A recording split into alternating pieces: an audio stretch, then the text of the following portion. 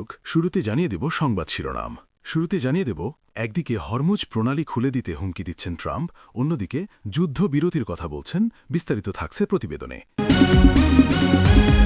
এদিকে ইরানে আমেরিকার যত বেইজ্জতি, বিস্তারিত থাকছে প্রতিবেদনে। আরও জানিয়ে দেব, ইরানের ক্ষেপণাস্ত্র হামলায় কেঁপে উঠল ইসরায়েল। বিস্তারিত থাকছে প্রতিবেদনে।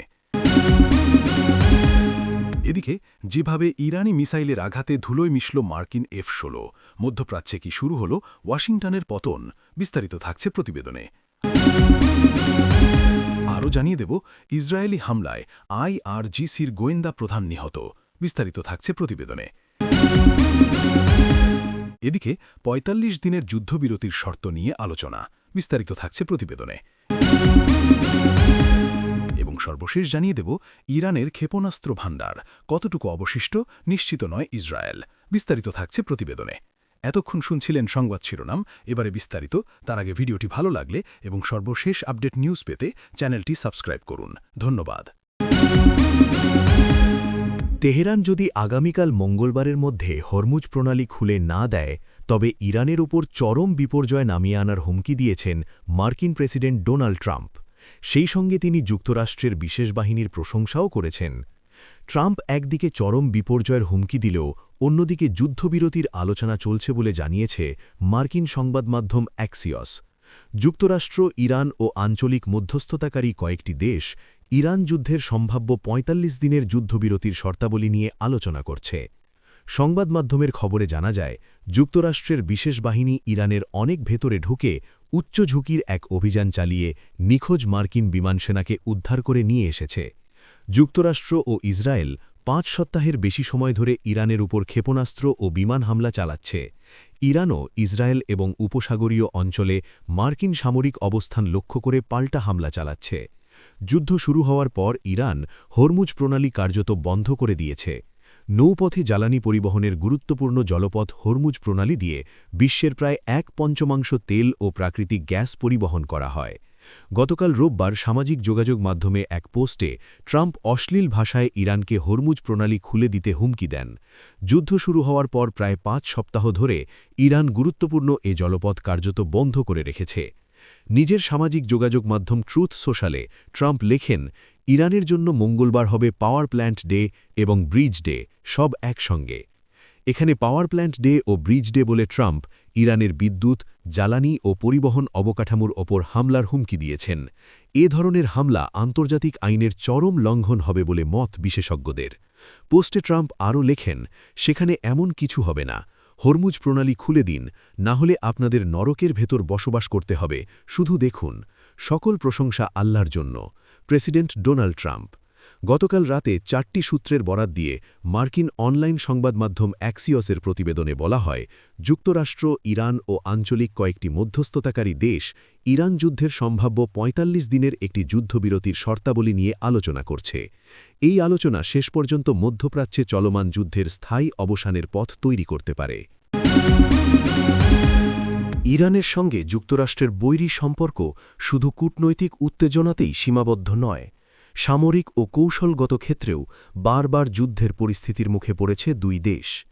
ইতিহাস ঘাঁটলে দেখা যায়, ইরানের মাটিতে কিংবা ইরানকে কেন্দ্র করে একাধিক যুদ্ধে যুক্তরাষ্ট্রকে বেইজ্জতি বা বড় ধরনের অস্বস্তিকর অবস্থার মুখে পড়তে হয়েছে। ইরান দূতাবাস জিম্মি সংকট। ১৯৭৯ সালের ইসলামী বিপ্লবের পর ইরানের রাজধানী তেহরানে মার্কিন দূতাবাসে হামলা চালিয়ে ৫২ জন মার্কিন নাগরিককে জিম্মি করে একদল বিপ্লবী ছাত্র। এই ঘটনা, যা ইরান জিম্মি সংকট নামে পরিচিত, যুক্তরাষ্ট্রকে দীর্ঘ ৪৪৪ দিন চরম অস্বস্তিতে ফেলে রাখে। শক্তিধর দেশ হয়েও জিম্মিদের দ্রুত উদ্ধার করতে না পারা আন্তর্জাতিক অঙ্গনে যুক্তরাষ্ট্রের ভাবমূর্তিকে ক্ষতিগ্রস্ত করে। অপারেশন ঈগল ক্লর ব্যর্থতা। জিম্মিদের উদ্ধারে যুক্তরাষ্ট্র চালায় গোপন সামরিক অভিযান অপারেশন ঈগল ক্লর। প্রেসিডেন্ট জিমি কার্টারের অনুমোদনে পরিচালিত এই মিশন ভয়াবহভাবে ব্যর্থ হয়। ইরানের মরুভূমিতে ধূলিঝড়, যান্ত্রিক ত্রুটি এবং সমন্বয়ের অভাবে অভিযান ভেঙে পড়ে। একটি হেলিকপ্টার ও পরিবহন বিমানের সংঘর্ষে বিস্ফোরণে ৮ জন মার্কিন সেনা নিহত হন। জিম্মিদের উদ্ধার করা সম্ভব হয়নি, বরং এই ব্যর্থতা যুক্তরাষ্ট্রের সামরিক সক্ষমতা নিয়ে বড় প্রশ্ন তোলে। 2019 মার্কিন ড্রোন ভূপাতিত। ইরানের আকাশসীমায় প্রবেশের অভিযোগে ইসলামিক বিপ্লবী রক্ষী বাহিনী IRGC একটি অত্যাধুনিক মার্কিন ড্রোন ভূপাতিত করে। ড্রোনটি ছিল RQ-4 গ্লোবাল হক। এই ঘটনায় যুক্তরাষ্ট্র তাৎক্ষণিক সামরিক প্রতিক্রিয়া দেখাতে পারেনি, বরং পরিকল্পিত হামলা শেষ মুহূর্তে বাতিল করা হয়। এতে অনেকেই মনে করেন ইরানের সামনে যুক্তরাষ্ট্র কৌশলগতভাবে পিছু হটতে বাধ্য হয়েছিল। সাম্প্রতিক সংঘাত, বিমানবহন ও উদ্ধার অভিযানের ব্যর্থতা। সংঘাতে ইরানে বিমান হামলা চালাতে গিয়ে নতুন করে বিপাকে পড়ে যুক্তরাষ্ট্র। IRGCর পাল্টা হামলায় একটি F-15E ইঙ্গল যুদ্ধবিমান ভূপাতিত হবার দাবি ওঠে। একজন পাইলট নিখোঁজ হন এবং তাকে উদ্ধারের বিশেষ অভিযানেও জটিলতা দেখা দেয়। উদ্ধার অভিযানে একটি হেলিকপ্টার ক্ষতিগ্রস্ত হয় এবং প্রযুক্তিগত সমস্যায় পড়া আরও দুটি যুদ্ধবিমান যুক্তরাষ্ট্র নিজেই ধ্বংস করে দেয়। এই ঘটনাগুলো আন্তর্জাতিকভাবে যুক্তরাষ্ট্রের জন্য বড় ধরনের বিব্রতকর পরিস্থিতি তৈরি করে এবং ডোনাল্ড ট্রাম্প প্রশাসন সমালোচনার মুখে পড়ে। সমর বিশ্লেষকদের মতে ইরানে যুক্তরাষ্ট্রের বারবার অস্বস্তিকর অবস্থার পেছনে কয়েকটি মূল কারণ রয়েছে: বিশাল মরুভূমি ও দুর্গম পাহাড়ি এলাকা, আধুনিক রাডার ও ক্ষেপণাস্ত্র প্রযুক্তি, ইরানের অভ্যন্তরীণ সমর্থন ও প্রতিরোধ মনোভাব, সরাসরি সামরিক অভিযানের উচ্চ ঝুঁকি।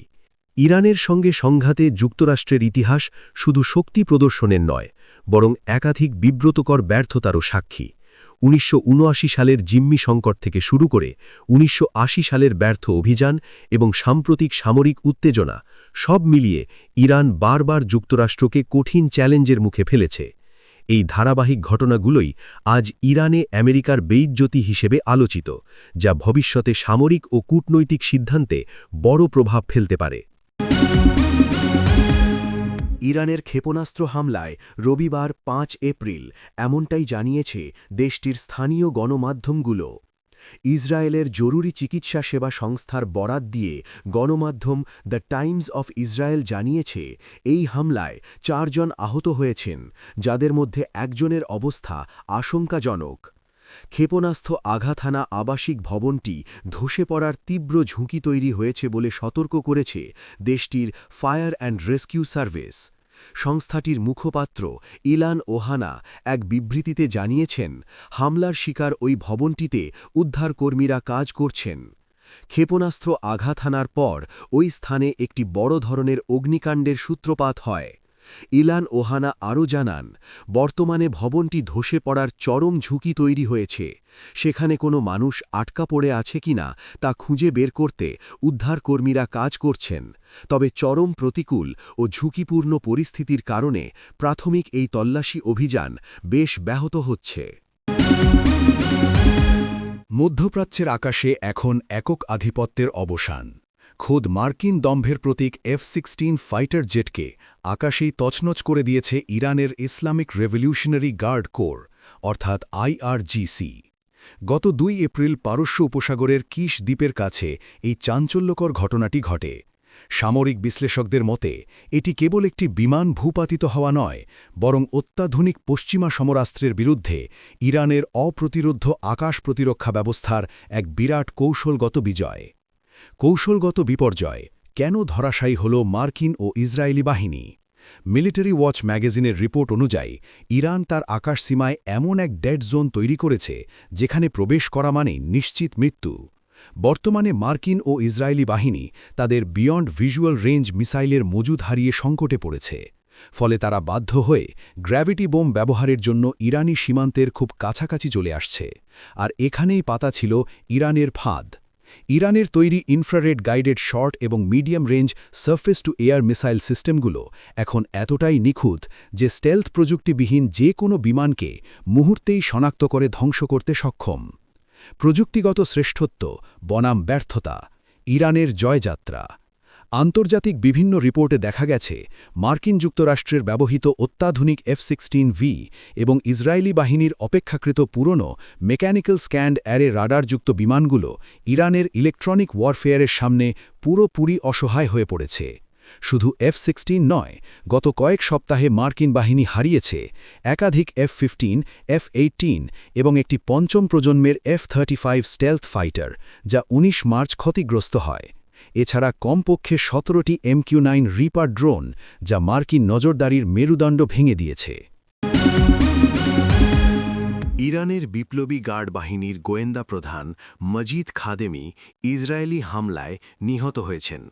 সোমবার টেলিগ্রামে এক পোস্টে IRGC এ তথ্য নিশ্চিত করেছে। IRGC জানিয়েছে, যুক্তরাষ্ট্র ও ইসরায়েলের যৌথ হামলায় ভোরবেলায় তাদের গোয়েন্দা প্রধান মজিদ খাদেমি নিহত হয়েছেন।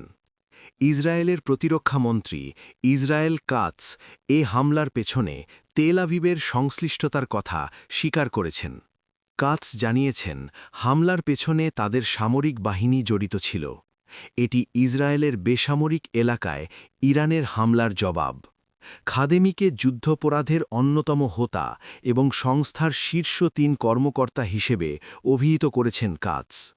ইরানের নেতাদের প্রতি হুঁশিয়ারি গিয়ে তিনি বলেছেন, আমরা তাদের এক এক করে খুঁজে বের করে হত্যা করা অব্যাহত রাখব।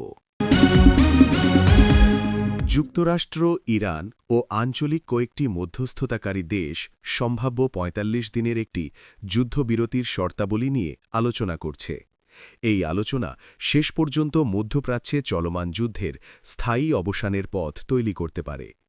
গতকাল রোববার এমনটাই জানিয়েছে মার্কিন অনলাইন সংবাদ মাধ্যম অ্যাক্সিয়স। যুদ্ধবিরতির শর্তা নিয়ে আলোচনার বিষয়ে জানাশোনা আছে যুক্তরাষ্ট্র, ইসরায়েল ও আঞ্চলিক ৪টি সূত্রের বরাত দিয়ে অ্যাক্সিয়স এই খবর দিয়েছে।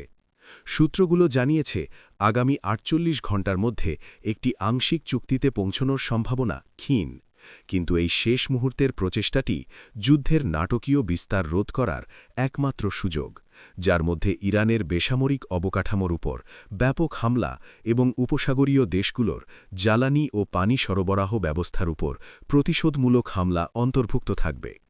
ইরানের প্রতি প্রেসিডেন্ট ট্রাম্পের দেওয়া ১০ দিনের সময়সীমা আজ সোমবার সন্ধ্যায় শেষ হওয়ার কথা ছিল, কিন্তু রোববার ট্রাম্প তার সময়সীমা ২০ ঘণ্টা বাড়িয়ে দেন এবং ট্রুথ সোশ্যালে মঙ্গলবার রাত ৮টা বা পশ্চিমা সময় পর্যন্ত একটি নতুন সময়সীমা ঘোষণা করেন। ইরানের ক্ষেপণাস্ত্র ভাণ্ডার নিয়ে ইসরায়েলি প্রতিরক্ষা বাহিনী IDF-এর মধ্যে এখন গভীর অনিশ্চয়তা তৈরি হয়েছে। যদিও IDF-এর অধিকাংশ কর্মকর্তা বিশ্বাস করেন যে যুদ্ধের শুরুতে ইরানের কাছে থাকা মোট ২৫০০টি ব্যালিস্টিক ক্ষেপণাস্ত্রের মধ্যে এখন মাত্র কয়েকশো অবশিষ্ট আছে, যা ইসরায়েলে আঘাত হানতে সক্ষম। তবে IDF-এর নির্ভরযোগ্য সূত্র জেরুজালেম পোস্টের কাছে স্বীকার করেছে যে প্রকৃতপক্ষে ইরানের ক্ষেপণাস্ত্র ভাণ্ডারের সঠিক অবস্থা সম্পর্কে কেউ নিশ্চিতভাবে কিছু জানে না। শনিবার রাতে চ্যানেল ১২-এর এক প্রতিবেদনে IDF বিমানবাহিনীর কর্নেল টি প্রকৃত নাম প্রকাশ করা হয়নি দাবি করেন যে ইসলামী প্রজাতন্ত্র ইরানের কাছে এখনও ১,০০০-এর বেশি ব্যালিস্টিক ক্ষেপণাস্ত্র রয়েছে। এই তথ্য IDF-এর পূর্বের অনুমান, অর্থাৎ কয়েকশো ক্ষেপণাস্ত্র অবশিষ্ট থাকার সম্পূর্ণ বিপরীত, যা এক বড় বিতর্কের জন্ম দিয়েছে। জেরুজালেম পোস্ট এবং IDF-এর মধ্যে এই বিষয়ে আলোচনার সময় সামরিক বাহিনী প্রথমে তাদের আগের অনুমান, অর্থাৎ কয়েকশো ক্ষেপণাস্ত্র অবশিষ্ট থাকার কথা পুনরুল্লেখ করে, কিন্তু পরে তারা যোগ করে যে কেউই আসলে নিশ্চিতভাবে ইরানের ক্ষেপণাস্ত্রের সঠিক সংখ্যা জানে না।